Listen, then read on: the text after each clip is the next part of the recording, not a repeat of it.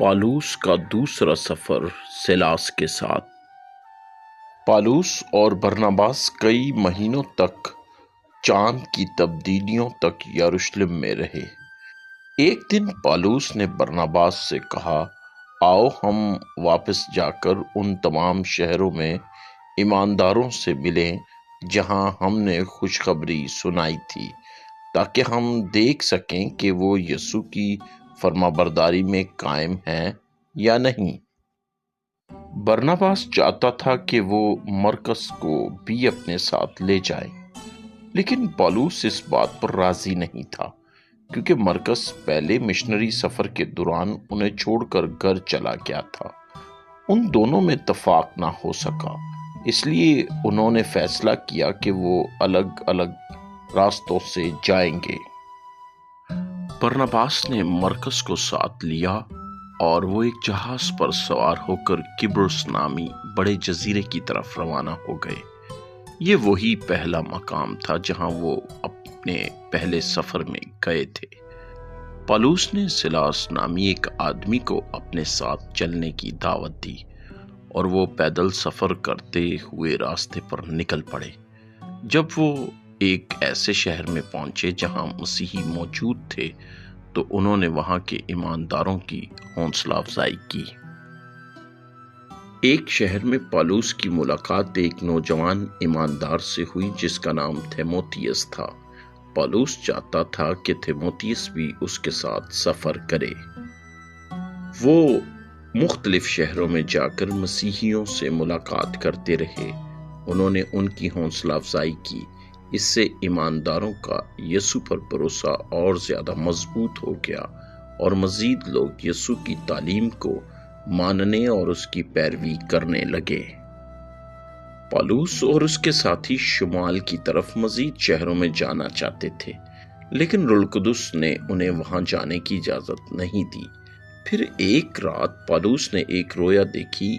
اس میں اس نے ایک آدمی کو دیکھا جو اس سے التجا کر رہا تھا اور کہہ رہا تھا، مغرب کی طرف سورج غروب ہونے کی سمت کی طرف میرے ملک میں آؤ اور ہماری مدد کرو۔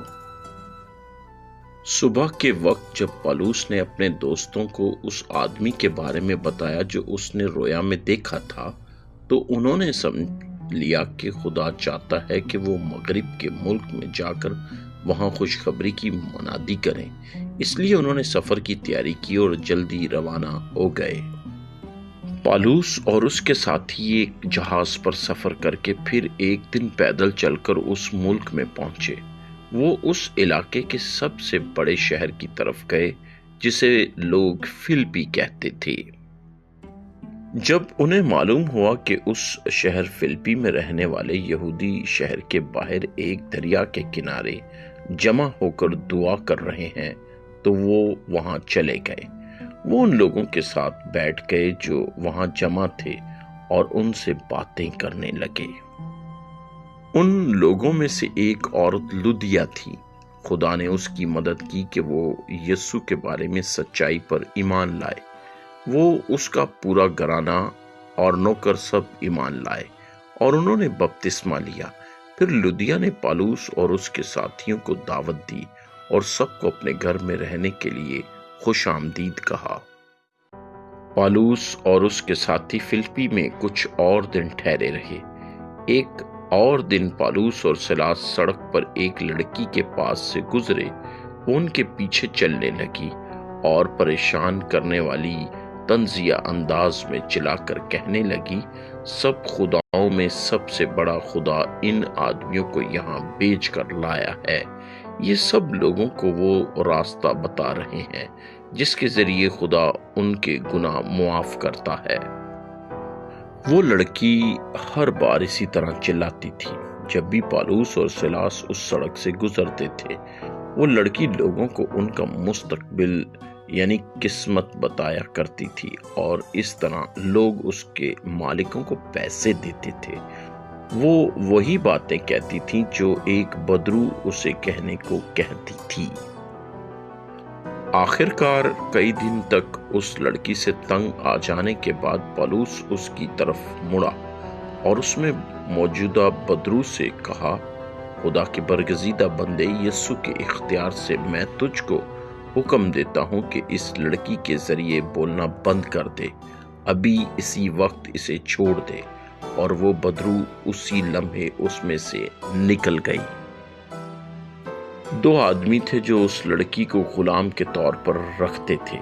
انہوں نے فوراً سمجھ لیا کہ بدرو اس لڑکی میں سے نکل گئی ہے۔ انہیں معلوم ہو گیا کہ اب وہ لوگوں کو ان کے مستقبل کے بارے میں بتا کر مزید پیسے نہیں کما سکیں گے۔ وہ پالوس اور سیلاس پر بہت غصہ ہوئے، چنانچہ انہوں نے دوسروں کے ساتھ مل کر انہیں پکڑ لیا اور گھسیٹتے ہوئے شہر کے چوک میں لے گئے اور شہر کے بزرگوں کے سامنے ان کی شکایت کی۔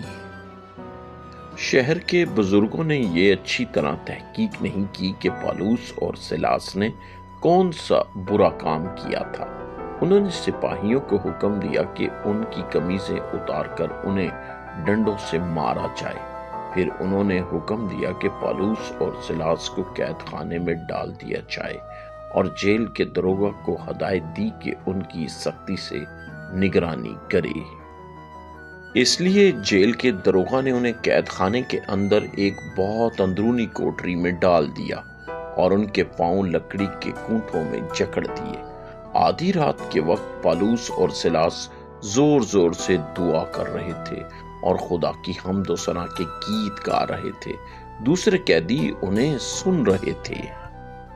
اچانک ایک بہت بڑا زلزلہ آیا، دیواریں ہل گئیں اور تمام دروازے اچانک کھل گئے اور ہر قیدی کے بندھن بھی کھل کر آزاد ہو گئے۔ جب جیل کا داروغہ جاگا اور نوکروں کو حکم دیا کہ مشعلیں جلائیں تو اس نے کھلے ہوئے دروازے دیکھے۔ وہ سمجھا کہ تمام قیدی جیل سے بھاگ گئے ہیں۔ اس نے خود کو مار ڈالنے کا ارادہ کیا کیونکہ وہ جانتا تھا کہ شہر کے بزرگ اسے سزا دیں گے اور قتل کروا دیں گے۔ لیکن پالوس نے اسے دیکھا اور زور سے پکارا، اپنے آپ کو نقصان نہ پہنچاؤ، ہم سب یہیں موجود ہیں۔ پھر جیل کے داروغہ نے پالوس اور سیلاس کو باہر لایا اور ان سے پوچھا، میں ایک گناہگار انسان ہوں، مجھے کیا کرنا چاہیے تاکہ خدا میرے گناہ معاف کرے اور مجھے خدا کی سزا سے بچائے؟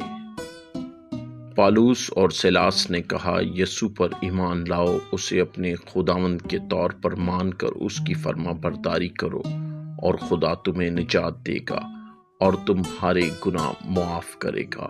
پھر جیل کے داروغہ نے اپنے تمام گھر والوں اور نوکروں کے ساتھ یسوع پر ایمان لایا۔ پھر جیل کے داروغہ نے ان کے زخم دھوئے اور ان پر مرہم لگایا اور انہیں کھانا بھی دیا۔ اس کے بعد سیلاس نے اس آدمی اور اس کے تمام گھر والوں کو بپتسمہ دیا۔ اس کا پورا گھرانہ بہت خوش ہوا۔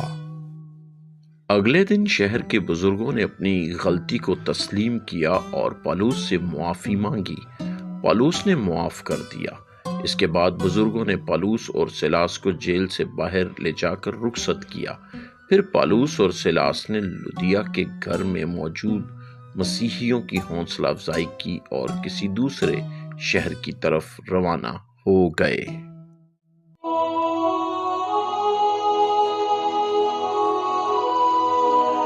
پالوس اور سیلاس نے کلیسیا کا دورہ کرنے اور ان کلیسیاؤں کو مضبوط کرنے کے لیے یہ سفر کیا جو پہلے سفر میں قائم کی گئی تھی۔ وہ چاہتے تھے کہ نئے ایمان لانے والوں کو تسلی اور ان کی حوصلہ افزائی کی جائے، انہیں سچا ایمان دیا جائے اور ایمانداری سکھائی جائے اور خدا کے کلام کی روشنی دور دور تک پہنچ سکے۔